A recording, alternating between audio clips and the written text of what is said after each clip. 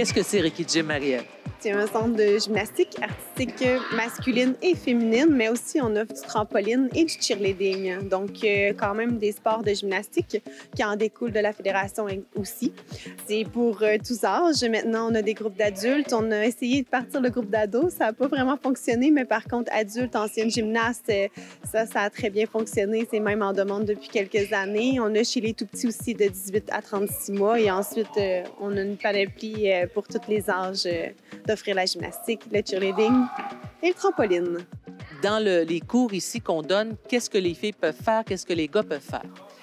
Tout d'abord, en compétition, vraiment, les athlètes masculins ont 6 appareils. Donc, sol, saut, anneau, parallèle, barre fixe et cheval d'arçon. Les filles, dans le fond, ils ont 4 appareils, sauf en circuit régional où on fait expérimenter les 6 appareils. Donc, on a le tumbling, le sol, le trampoline. Le tumbling trampoline, c'est vraiment des ajouts au secteur régional. À partir du secteur provincial, il n'y en a plus. C'est des spécialisations qu'ils peuvent choisir par la suite. Mais sinon, on a sol, barre, poutre, saut. 10 ans d'expérience dans le monde de la gymnastique, c'est quand même impressionnant. Pourquoi avoir commencé la gymnastique tout petit? On t'a-tu influencé un peu? Bien, mes parents m'avaient fait essayer plein de sports. Il n'y en avait jamais qui avaient resté, surtout pas les sports d'équipe. J'aimais pas ça que la défaite soit genre pas tout le temps à cause de moi. Genre, j'aimais pas ça, pas avoir toute la responsabilité. Puis mes soeurs faisaient déjà de la gymnastique, fait que puis voir comme les gars s'entraîner, ben j'étais comme waouh, ils font des affaires hot, des backflips, des affaires.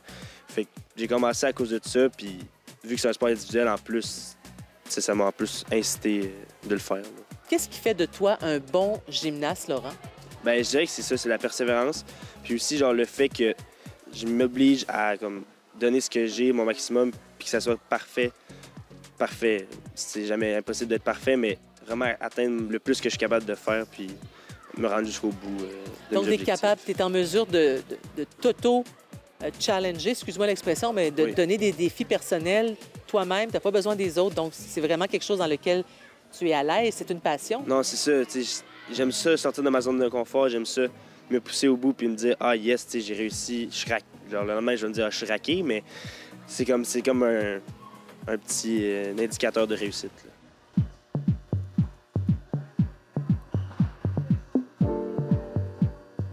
Qu'est-ce que tu surveilles comme entraîneur en lien avec la sécurité de tes athlètes lorsqu'ils font leurs pirouettes, leurs sauts, leurs exercices? Qu'est-ce qu'on surveille comme entraîneur? La préparation physique est extrêmement importante. Je trouve que dans tous les sports, elle est importante. En gymnastique, elle l'est d'autant plus. Donc, toute la préparation physique générale du corps, préparer les articulations. Donc, c'est sûr que la préparation physique générale en est vraiment pour beaucoup. C'est sûr qu'il peut y avoir des blessures par la suite d'une mauvaise réception. Donc, c'est sûr qu'on travaille aussi les réceptions pour les athlètes, les chutes, protéger la tête, protéger le dos lors des chutes parce que c'est un sport qui est quand même aérien, donc il peut tout arriver dans les airs, alors les préparer là-dessus. Donc, moi, pour ma part, en gymnase, je prépare beaucoup ça. Par la suite, oui, les techniciens pour le physio, médecin ou peu importe, on a une belle collaboration parce qu'il y a des blessures qui peuvent survenir. Qu'est-ce que tu surveilles en tant que physio? C'est sûr que la gymnastique, c'est pas un secret que c'est un sport assez à risque de blessure là, dû au mouvement assez impressionnant là, qu'ils font. C'est sûr que nous, du point de vue physio, bien, on veut que les jeunes aient une bonne préparation physique parce que c'est vraiment là, toutes les étapes pour mener là, au mouvement impressionnant qu'on voit. Il y a beaucoup d'étapes là, avant de se rendre là. Fait que c'est important qu'il y ait une bonne préparation physique. Puis en physio, bien, notre rôle, c'est de les encadrer là-dedans, puis les conseiller, les guider, traiter les petits bobos avant que ça devienne des gros bobos là, pour qu'ils puissent là, continuer à pratiquer leur sport là, sans douleur là, également. Je comprends donc qu'en tant que physiothérapeute, tu n'es pas seulement présente ici pour soigner. Il y a beaucoup de prévention qui est faite. La prévention, de la façon qu'on la fait, c'est beaucoup en étant accessible pour les jeunes. Fait que quand ils nous voient ici, ils nous voient leur compétition, ils ont accès à nos services à la clinique, bien pour eux, c'est plus facile de consulter de façon rapide avant là, que leurs blessures deviennent plus problématiques. Puis à ce moment-là, bien, il y a aussi tout un travail d'éducation là, pour bien les préparer, là, puis prévenir leurs blessures de cette façon. Quel type de blessure on voit le plus souvent en gymnastique? Est-ce que ce sont les genoux, les coudes, les épaules?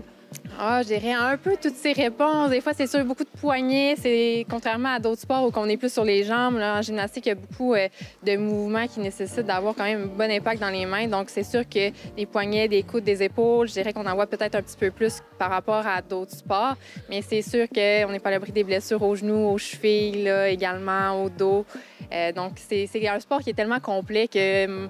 Malheureusement et heureusement, bien, on peut blesser un peu toutes nos régions du corps. Là. Tout le corps est pas mal impliqué, c'est ça. Qu'est-ce que tu fais exactement? À quoi ça peut ressembler? Donc, par exemple, les soirs qu'on vient ici au club, souvent, là, on va avoir des petites plages horaires où les jeunes vont donner leur nom, ils viennent nous voir. Fait que souvent, là, c'est parce qu'ils ont des petites inquiétudes sur quelque chose, un petit bobo, des fois pour faire un suivi là, sur une blessure qui est déjà connue en physio. Fait qu'avec eux, bien, on va refaire une petite évaluation rapide, voir comment ça se passe, les conseiller. Puis, ultimement, bien, les réorienter là, vers la bonne place. Donc, si c'est du repos qu'ils ont besoin, des fois, c'est la réponse qu'ils aiment moins entendre, mais des fois, c'est ça que ça prend. Si c'est d'aller là, se faire évaluer là, ou se faire traiter en clinique, là, où on a vraiment tout notre matériel à leur disposition, bien, on va les renvoyer vers là. Sinon, bien, vraiment de les conseiller, leur donner quelques conseils, des exercices à faire là, qui vont être un petit peu plus spécifiques à leurs blessures. Il y a le trempeau, puis il y a la fosse sur Monotérie. Ouais. Puis entre les deux, il y avait genre un pied de béton. Ouais. Puis là, je faisais mes bacs à atterrir sur le dos dans la fosse pour faire double bac. Sauf que là, je suis revenu, je suis resté comme au-dessus. Ouais. Puis j'arrivais pile le dos genre sur le béton. Sur le béton. Quand je suis chaude, ça me fait pas mal. C'est juste quand je tousse, c'est comme un gros bleu. Si, mettons que tu tousses sur le lit, ça te fait-tu mal? Non, c'est juste vraiment quand quelqu'un me touche là, ou que moi je touche. Là. Puis quand t'es assis, t'as toujours de la misère à t'appuyer? Quand je suis Assis, là, ça? ouais, j'ai de la misère à m'appuyer sur le dos parce que ça Ouais. fait comme une bosse, puis là je suis pas capable de m'asseoir, puis ça fait mal en plus. Ça fait-tu mal? Non. Ah, mais c'est vrai.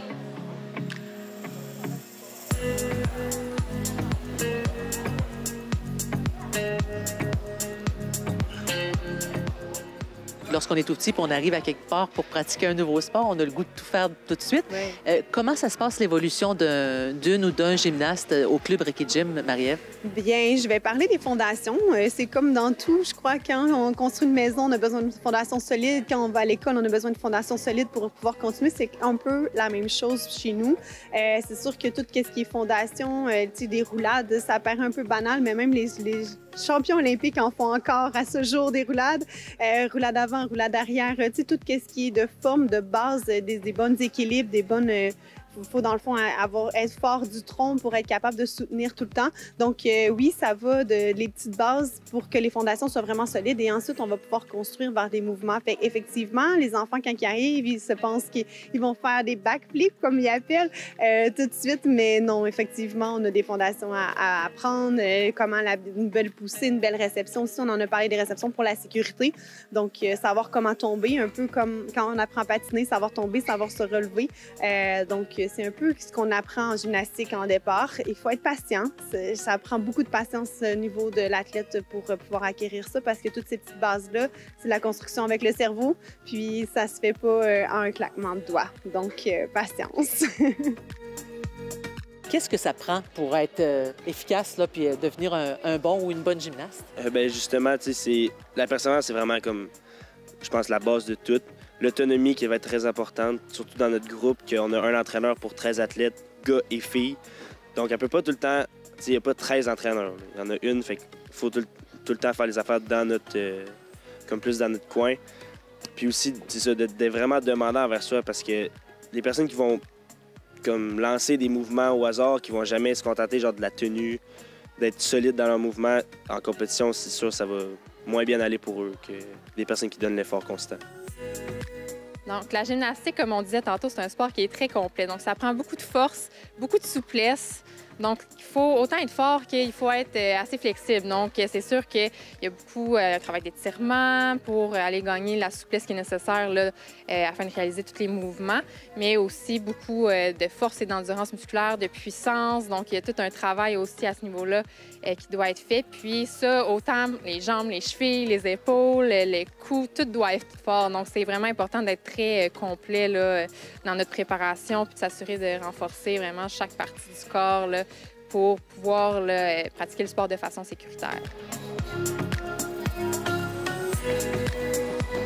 on voit toute l'évolution d'un gymnaste ou d'une gymnaste qui pratique, mais qui par la suite commence à entraîner. J'imagine que ça a été ton cas.